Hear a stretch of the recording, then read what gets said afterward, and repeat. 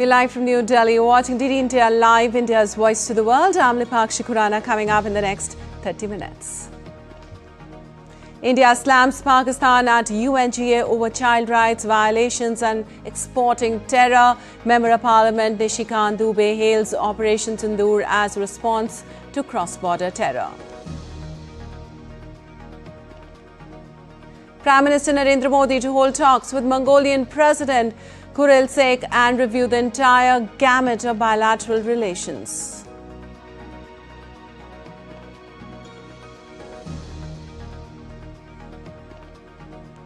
India says dialogue and diplomacy only way to peace in West Asia. Extends support to the Gaza Peace initiative at the Sharm el-Sheikh conference. Trump calls India a great nation.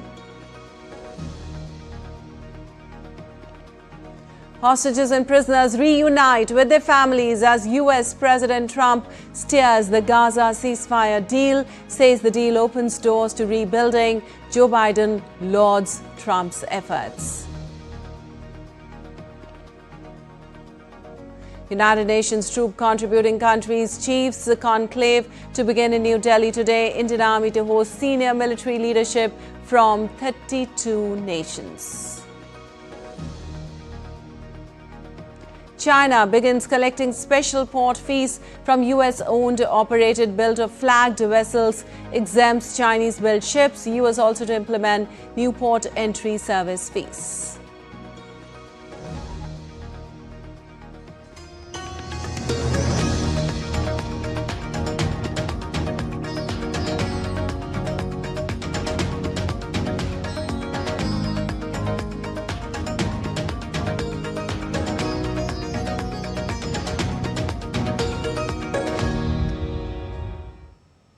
And on to the details now. India on Monday slammed Pakistan for violating the agenda of the UN's Children in Armed Conflict by carrying out attacks in Afghanistan and India targeting schools and students.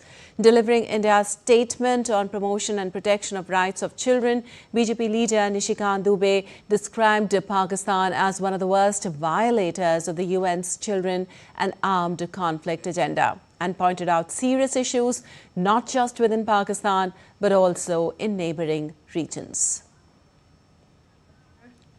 I thank the briefers for today's presentation and acknowledging India's positive achievement in their reports.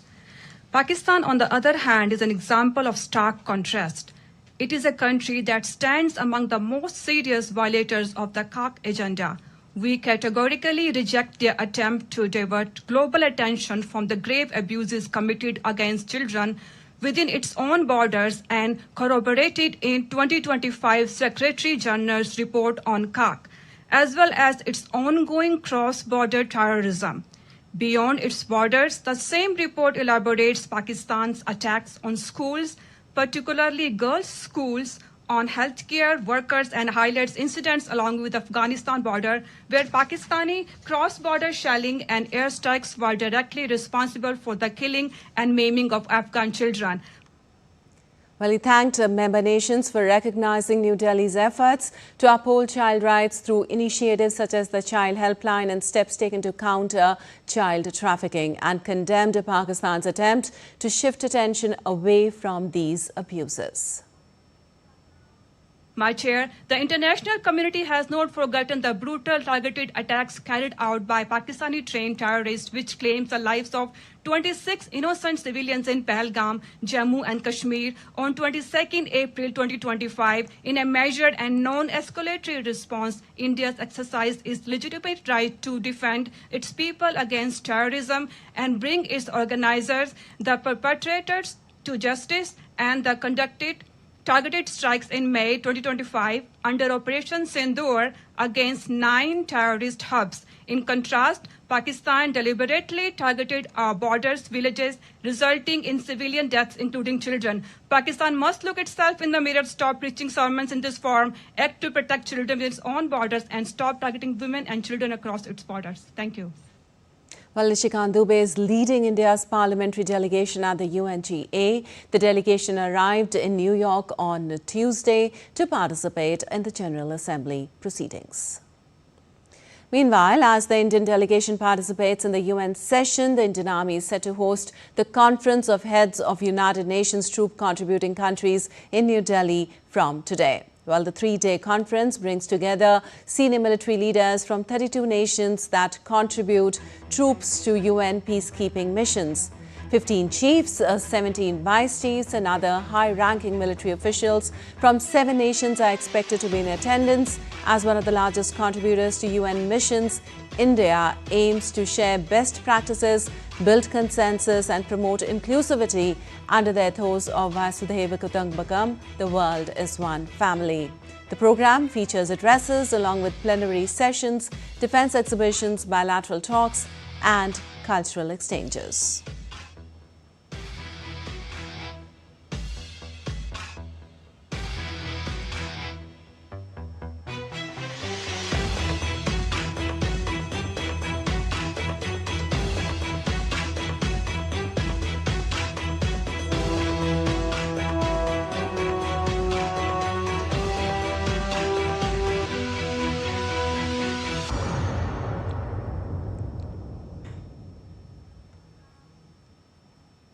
And Mongolian President Khurelsukh Ukna will hold talks with Prime Minister Narendra Modi today.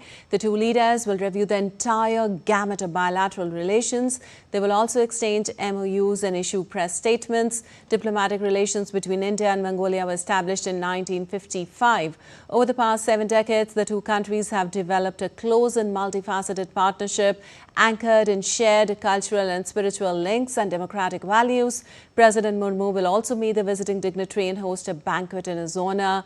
This is President's first visit to India in his capacity as head of state of Mongolia.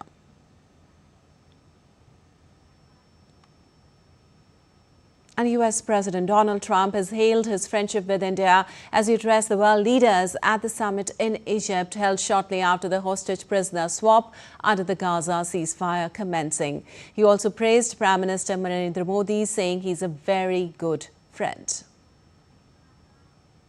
India is a great country with a very good friend of mine at the top, and he's just done a fantastic job.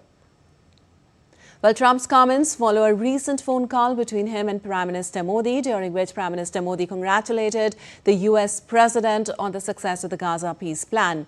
PM Modi also discussed progress in trade negotiations. Meanwhile, India's Minister of State for External Affairs, Kirti Singh, attended the Gaza Peace Summit at Sharm el-Sheikh, co-hosted by US President Trump and Egyptian President el-Sisi. According to a statement issued by the External Affairs Ministry, India welcomes the signing of the landmark peace agreement between Israel and Hamas. Further, India hopes that this will lead to lasting peace in the region, which India will always support. It added that this is a reflection of India's long-standing commitment to dialogue and diplomacy, saying this is also in line with India's long-standing support for a negotiated two-state solution. Kirti Singh attended the summit as special representative of Prime Minister Narendra Modi.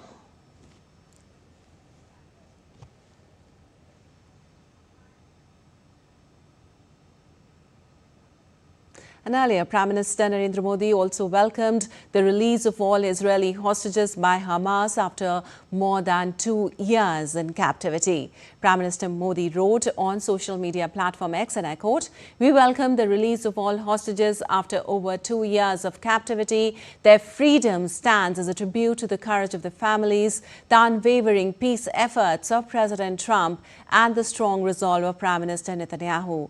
We support President Trump's sincere efforts to bring peace to the region," unquote. And finally, there is a peace deal in West Asia. World leaders signed a declaration as guarantors meant to cement a ceasefire in Gaza at the resort of Sharm el-Sheikh on Monday. The US, along with Egypt, Qatar and Turkey, mediated what has been described as a first phase agreement between Israel and Hamas for a ceasefire and the release of hostages by Hamas and prisoners and detainees by Israel. According to the document, the signatories pledged to pursue a comprehensive vision of peace, security and shared prosperity in the region. They also welcomed the progress achieved in establishing comprehensive and durable peace arrangements in the Gaza Strip. Egyptian President Abdel Fattah al-Sisi said the Gaza deal closes a painful chapter in human history and sets the stage for a two-state solution. Now, U.S. President Donald Trump hailed it as a tremendous day for the West Asia and declared that the assembled leaders had achieved what everybody said was impossible. Together we've achieved what everybody said was impossible. At long last, we have peace in the Middle East, and it's a very simple expression, peace in the Middle East, and we've heard it for many years, but nobody thought it could ever get there, and now we're there. Well, former President Joe Biden commended President Donald Trump for securing a ceasefire deal in Gaza. He added that his administration worked relentlessly to bring hostages home, get relief to Palestinian civilians, and end the conflict. And as part of Trump's plan to end the Gaza conflict, Hamas on Monday freed the last 20 surviving hostages it held after 2 years of captivity in Gaza. Well, a helicopter carrying the released Israeli hostages landed outside the Sheba Medical Center, the largest medical institution in Israel. The released hostages were sent to different medical departments based on their physical condition. Released Israeli hostages reunited with their loved ones at the hospital, emotional moments filled with tears and uncontained happiness. Hamas freed the last living Israeli hostages from Gaza. In exchange, Israel released 1,968 mostly Palestinian prisoners held in its jails.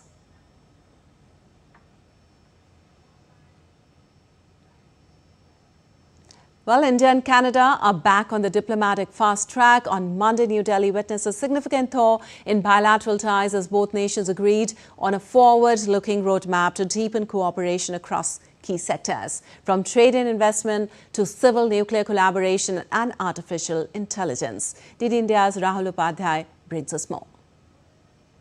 Visiting Canadian Foreign Minister Anita Anand called on Prime Minister Narendra Modi in New Delhi on Monday. PM Modi welcomed Anand's visit as a catalyst for renewed momentum, reflecting on their productive engagement earlier this year at the G7 summit in Canada, where Prime Minister Modi met Canadian Prime Minister Mark Carney.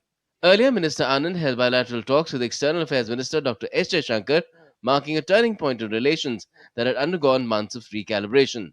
The meeting signaled a fresh start rooted in mutual respect and shared democratic values. India-Canada bilateral relations have been steadily progressing in the last few months. We are working to restore and reinvigorate the mechanisms necessary to advance our partnership.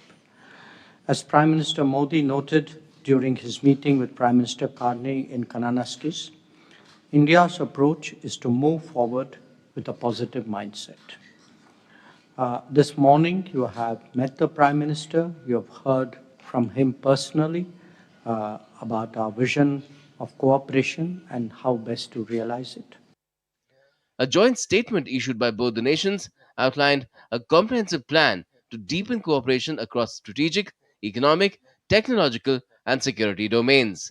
Both sides, for our meeting today, have prepared an ambitious roadmap to advance our cooperation in various domains, including trade, investment, agriculture, science and technology, civil nuclear collaboration, AI, critical minerals, and energy. I'm glad that the two High Commissioners have assumed their responsibilities in our respective capitals and are part of today's meeting. India's Commerce and Industry Minister Piyush Goyal also met with the visiting Canadian Foreign Minister. The two leaders discussed collaboration in key sectors, including energy, technology, and food security. Minister Goyal reiterated India's readiness to reinvigorate trade and economic relations with Canada, anchored in mutual trust and respect. At the global stage, India and Canada reaffirmed their commitment to multilateralism, Indo-Pacific cooperation, and the 2030 Sustainable Development Goals. The message from this visit is clear. Both the nations are ready to turn the page and write a new chapter of pragmatic, stable, and strategic partnership. Rahul Upadhyay's report, DD India. And still to come in this edition of DD India Live. Zelensky to meet Trump in Washington to discuss U.S. Tomahawk missile support for Ukraine.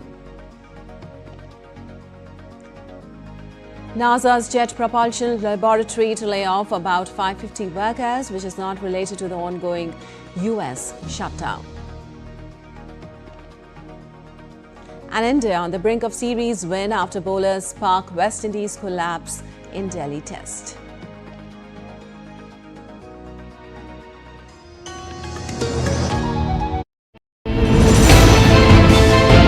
Geopolitics and trade deals. Economic challenges amid development. Hard work and the path to prosperity. It's the economy always. Between walkers, money is what money does and says. Supply creates its own demand. Between the bulls pulls and bears tears. When supply chains globalization and India rises to the podium. We'll get you centered with the Economic Brief at 8 p.m. every Thursday on DD India.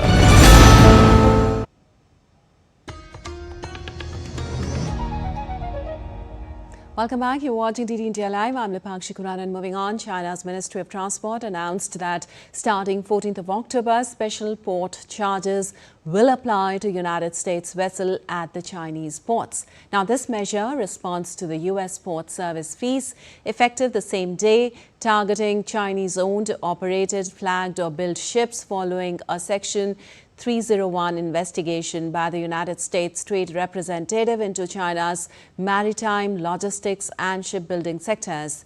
Now, earlier this year, President Donald Trump's administration announced plans to levy the fees on China-linked ships to loosen that country's grip on the global maritime industry and bolster U.S. shipbuilding. In a reprisal against China curbing exports of critical minerals, Trump on Friday threatened to slap additional 100% tariffs on goods from China and put new export controls on any and all critical software by 1st of November.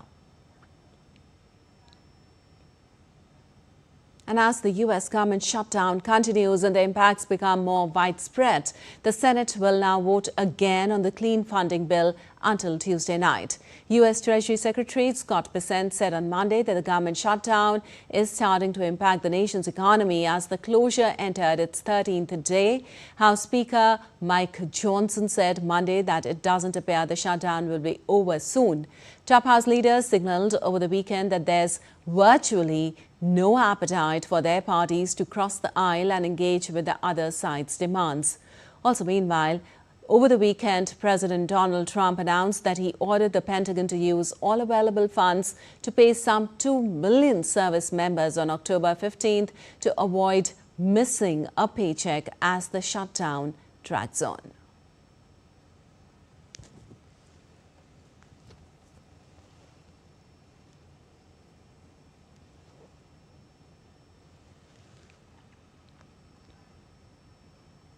And a latest update in Russia-Ukraine conflict, around 30,000 people in Ukraine's second-largest city, Kharkiv, were without power on Monday after Russian forces struck energy infrastructure with guided bombs, according to the local officials. Now, taking to the social media account, Regional Governor Ole Syniobobov said Russian forces had targeted the Nemyshilinarsky and Slobodisky districts in the southeast of the city and Shevchenkivsky district in the north. While Kharkiv Mayor Ihor Terekov said that power lines and a hospital had been damaged and that 4 people had been injured, predominantly by flying shards of glass.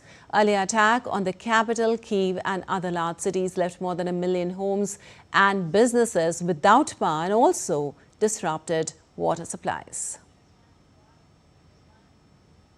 Meanwhile, Russian Defense Ministry claimed on Monday that its forces had captured 2 more small villages, one in the eastern Donetsk region and one near Kupiansk in the Kharkiv region.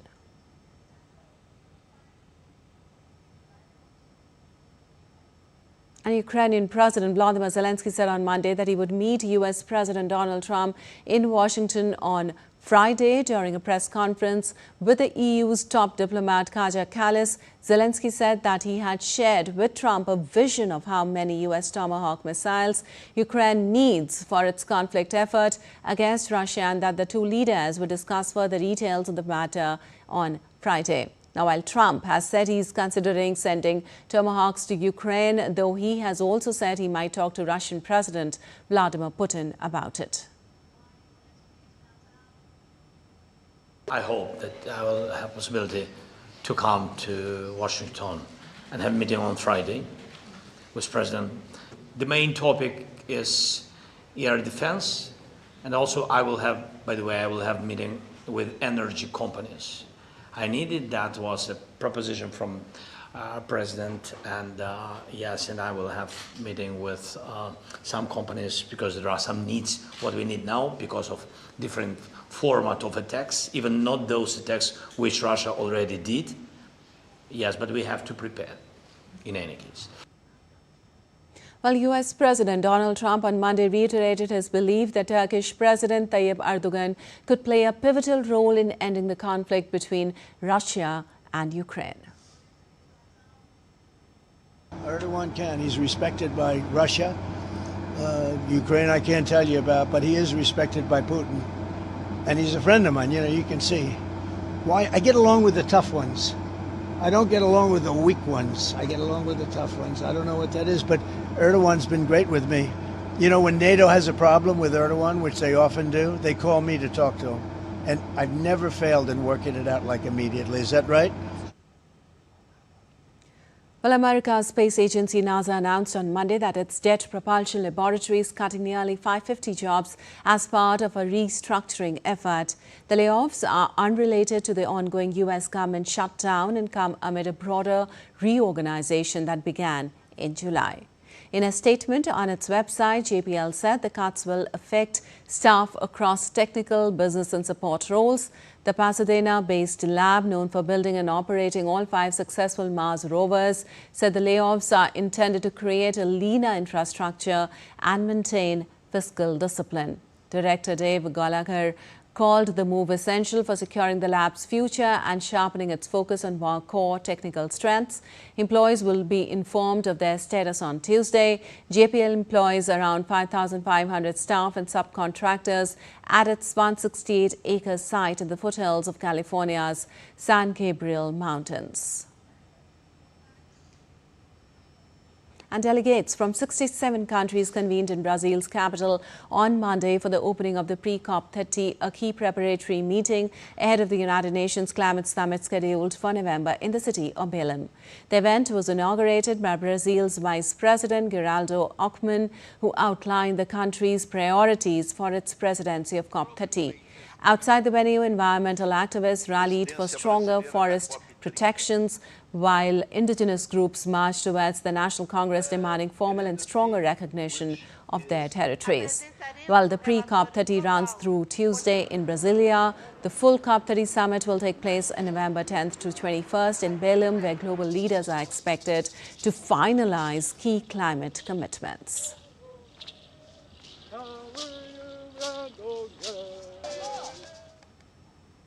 And on to some sports news now. India ended day 4 firmly on top of the Delhi test, needing just 58 more runs for victory to seal the series at 2-0. Campbell and Hope's centuries kept West Indies fighting early on the day, but India's bowlers led by Jadeja, Siraj and Bumrah triggered a late collapse. Justin Greaves and Jayden Seales stitched a stubborn 79 runs partnership in 22 overs for the 10th wicket, stretching the lead to 120 before Bumrah ended the innings at 390 runs. In pursuit of 121, Rahul and Sai Sudarshan steadied the chase after Jaiswal's early dismissal, leaving India poised for a comfortable day 5 finish.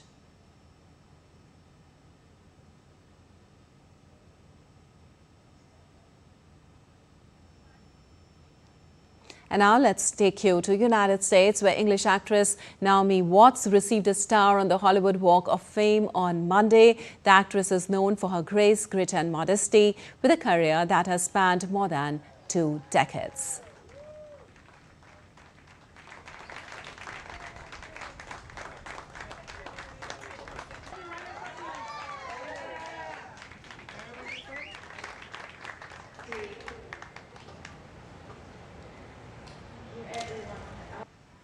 first time I saw her acting up close, I was 4 years old, sitting in the front row. One more time to the left in the corner. All right, that's all for this edition of DD India Live. But let us know your thoughts on the news of the day. For those on the go, you can get all the latest news and updates from India across the world on the DD India mobile app. The app is available on both Android and iOS platforms. Scan the QR code on the screen to download now. We'll be back with more news as it breaks here on DD India. I'm Lipakshi Kurana from all of us here in Delhi. Thanks for watching DD India Live.